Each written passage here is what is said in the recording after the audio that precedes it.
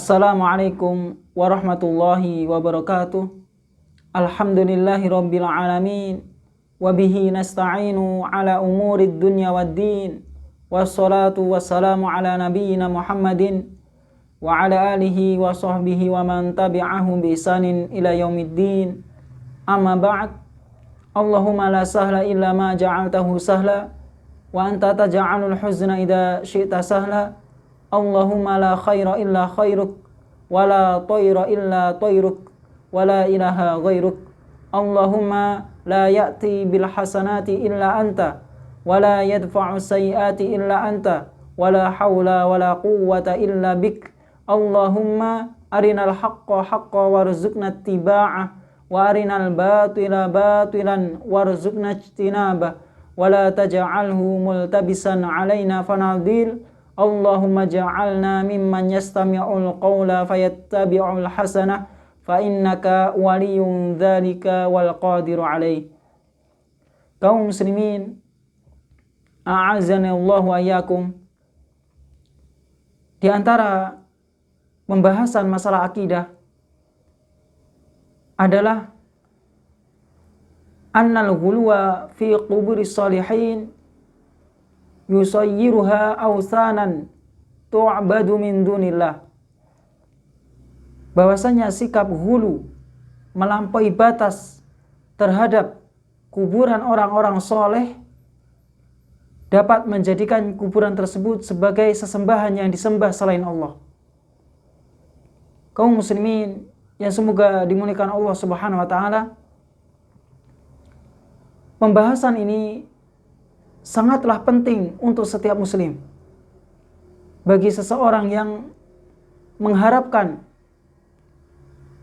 kebahagiaan di dunia dan di akhirat, bagi seseorang yang menginginkan kebaikan di dunia dan di akhirat, yang ingin selamat di dunia dan di akhirat, maka hendaklah ia mewaspadai dari sikap hulu, melampaui batas terhadap kuburan orang-orang soleh.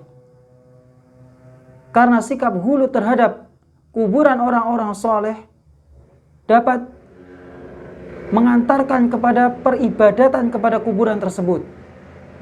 Oleh karena itu, pembahasan ini bertujuan untuk menjaga kemurnian akidah seorang muslim, agar supaya tidak tercampur dengan benih-benih kesyirikan, dan supaya dia tidak berjalan menuju kesyirikan. Oleh karena itu Rasulullah SAW bersabda, Allahumma la taj'al qabri wasanan yu'bad, ishtadda ghadabullahi ala qaumin ittakhadhu qubur anbiya'ihi masajid. Ya Allah, janganlah Engkau jadikan kuburanku ini sebagai wasan. Ya, wasan adalah setiap yang disembah yang tidak berbentuk manusia dan tidak berbentuk hewan. Ya, seperti kuburan atau pepohonan.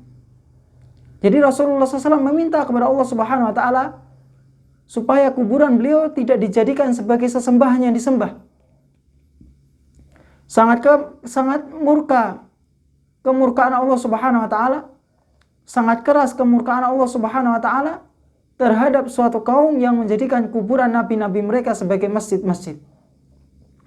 Hadis ini dikeluarkan oleh Imam Malik secara mursal dari Zaid bin Aslam dari Atha bin Yasar, dan terdapat syawahid terhadap hadis ini riwayat Imam Ahmad dari Suhail bin Abi Saleh dari ayahnya dari Abu Hurairah yang berbunyi, Allahumma la taj'al qabri wasanan la'anallahu qauman ittakhadhu qubur anbiya'ihi masajid. Ya Allah, janganlah Engkau jadikan kuburanku ini sebagai wasan, sesembahan. Allah Subhanahu wa taala melaknat suatu kaum yang menjadikan kuburan para nabi mereka sebagai masjid-masjid. Kaum muslimin, a'azzanallahu wa iyyakum.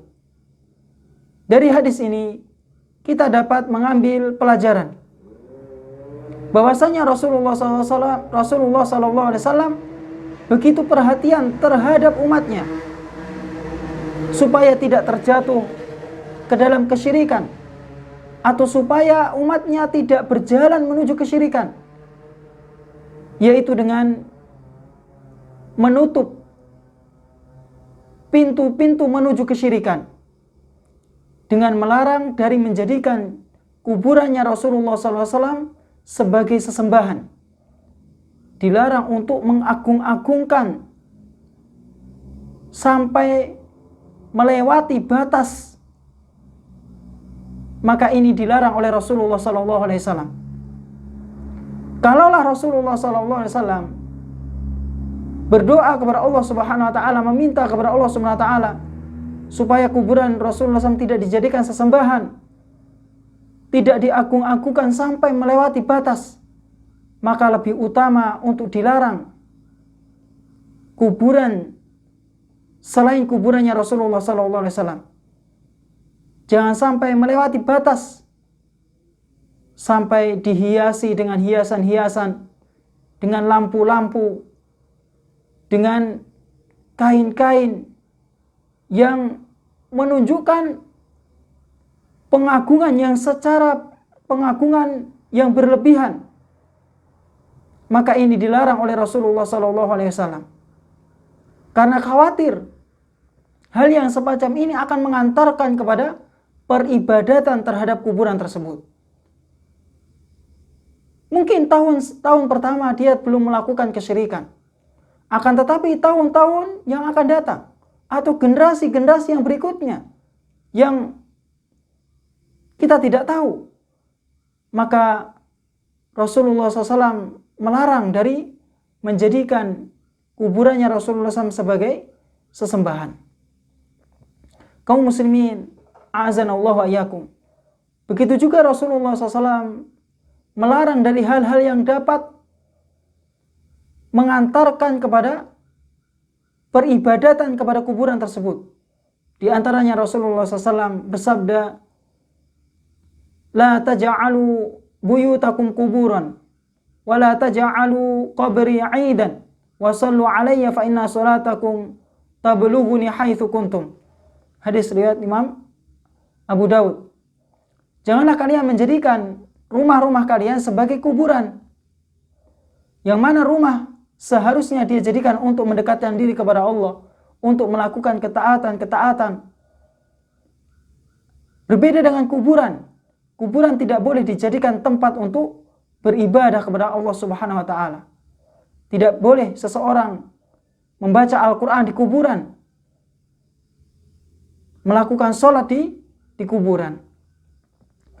Kemudian Rasulullah SAW juga melarang, janganlah kalian menjadikan kuburanku sebagai Aid, hari raya, yang dilakukan secara rutin hari raya itu. Ya, merutinkan mengunjungi kuburan Rasulullah SAW, menentukan hari atau tanggal tertentu atau bulan tertentu atau tahun-tahun tertentu, maka ini dilarang oleh Rasulullah SAW. Dan bersolawatlah kalian kepadaku, karena salawat kalian akan sampai kepadaku dimanapun kalian berada.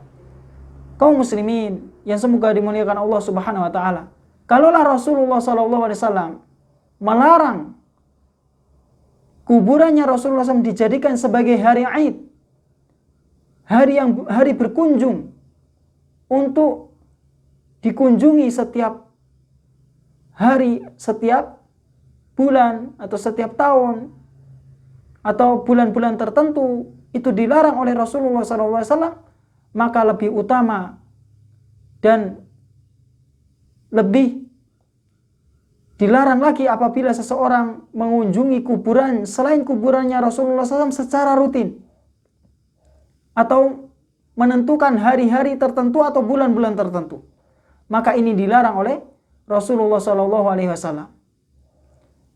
Ya, karena Rasulullah SAW ingin menjaga akidah dan mewaspadai dari terjatuh ke dalam kesyirikan, supaya umat tidak terjatuh ke dalam kesyirikan yang dimurkai oleh Allah Subhanahu wa taala.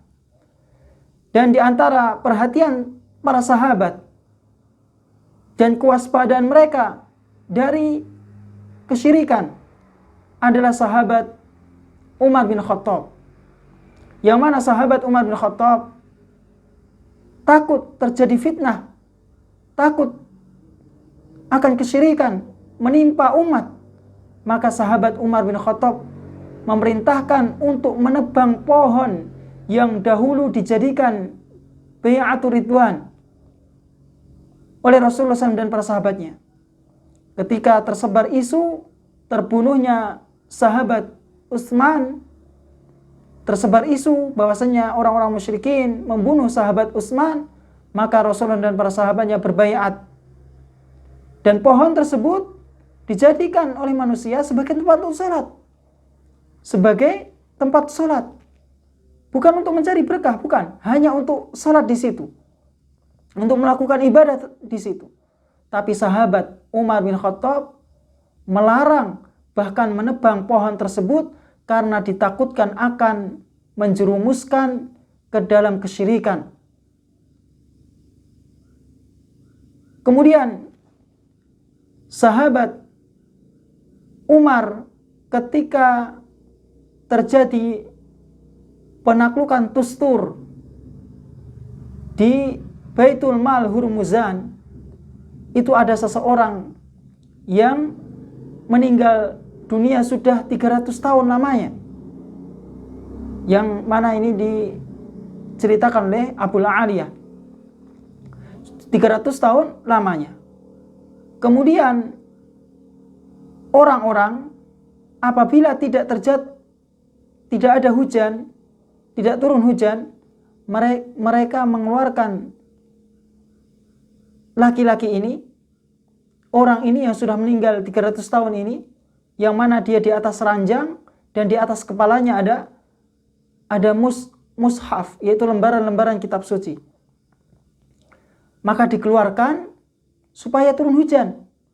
Mereka berharap supaya turun hujan. Maka turunlah hujan. Maka